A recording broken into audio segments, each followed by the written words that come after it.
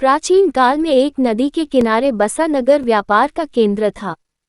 फिर आए उस नगर के बुरे दिन, जब एक वर्ष भारी वर्षा हुई। नदी ने अपना रास्ता बदल दिया। लोगों के लिए पीने का पानी न रहा और देखते ही देखते नगर वीरान हो गया। अब वह जगह केवल चूहों के लायक रह गई।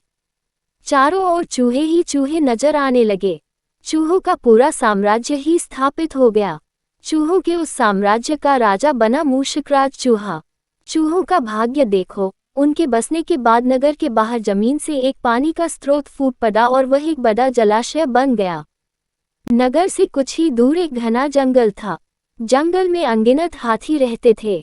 उनका राजा गजराज नामक एक विशाल हाथी था।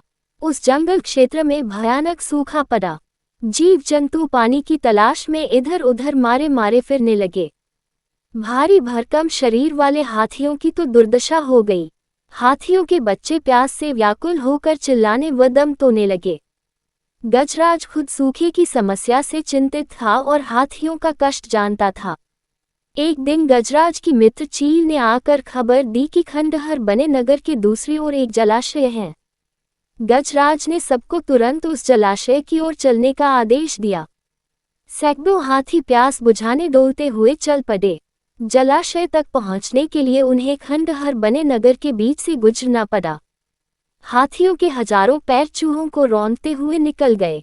हजारों चूहे मारे गए। खंडहर नगर की सिक्के चूहों के खून मांस के कीचड़ से लथपथ हो गई। मुसीबत यही खत्म नहीं हुई। हाथियों का दल फिर उसी रास्ते से लौटा। हाथी रोज उसी मार्ग से पानी पीने जाने लगे।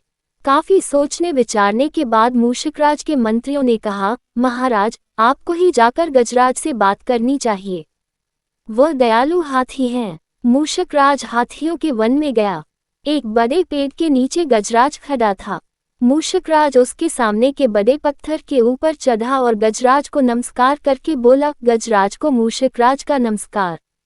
हे महान हाथी, मैं एक निवेदन करना चाहता हूँ। आवाज गजराज के कानों तक नहीं पहुँच रही थी। दयालु गजराज उसकी बात सुनने के लिए नीचे बैठ गया और अपना एक कान पत्थर पर चढ़े मूषकराज के निकट ले जाकर बोला, नन्हे मियाँ, आप कुछ कह रहे थे, कृपया फिर से कहिए। मूषकराज बोला, हे गजराज, मुझे चूहा कहते हैं। हम बड़ी संख्या में खंडहर बनी नगरी में रहते हैं। मैं उनका मूषकराज हूँ। आपके हाथी रोज जलाशय तक जाने के लिए नगरी के बीच से गुजरते हैं। हर बार उनके पैरों तले कुचले जाकर हजारों चूहे मरते हैं। यह मूषक संहार बंद न हुआ तो हम नष्ट हो जाएंगे। गजराज ने दुख भरे स्वर में कहा, मूषकराज, आपकी बात सुन मुझे बहुत शौक हुआ।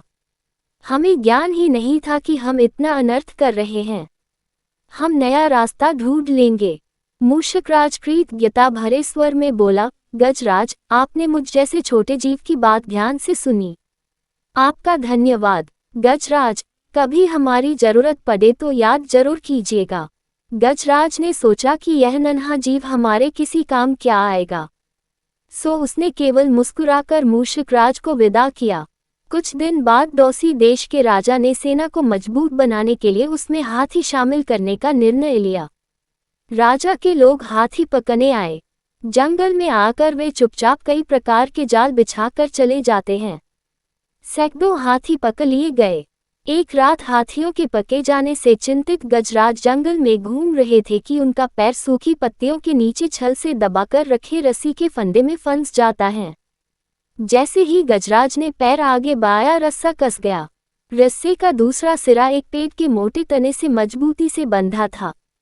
गजराज चिंघाने लगा। उसने अपने सेवकों को पुकारा, लेकिन कोई नहीं आया। कौन फंदे में फंसे हाथी के निकट आएगा? एक युवा जंगली भैंसा गजराज का बहुत आदर करता था। जब वह भैंसा छोटा था तो एक बार वह एक गड्ढे में जा गिरा था। उसकी चिल्लाहट सुनकर गजराज ने उसकी जान बचाई थी। चिंगाट सुनकर वह दौड़ा और फंदे में फंसे गजराज के पास पहुंचा। गजराज की हालत देख उसे बहुत धक्का लगा। वह चीखा, ये कैसा अन्याय है? गजराज, बताए क्या करूं?